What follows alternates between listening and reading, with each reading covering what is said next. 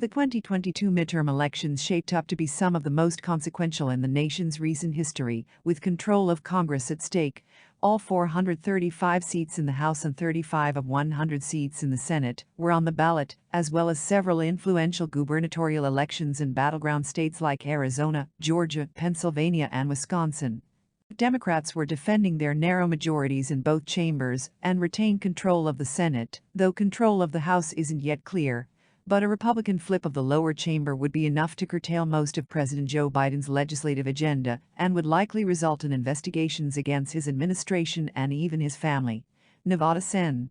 Catherine Cortez Masto took center stage on Sunday at the Carpenters International Training Center in Las Vegas to celebrate her victory in last week's election, which ensured Democrats will retain control of Congress. "Thank you, Nevada. Thank you.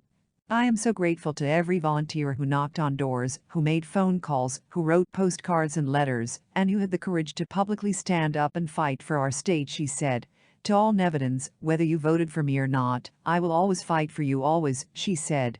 Cortez Masto said her narrow win over Republican Adam Laxalt, a former state attorney general and son and grandson of former senators, was not just about her but the people of the state, working-class families and the Latinos who have continued to support her throughout her time as senator.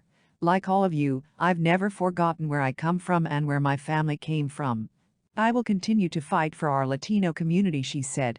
More broadly, she said, "I cannot thank you enough for all of the time, commitment, effort, everything that you put into this election.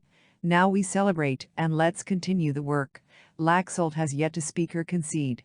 He had acknowledged on social media that as vote counting continued, Cortez Masto was narrowing the gap between them and could win.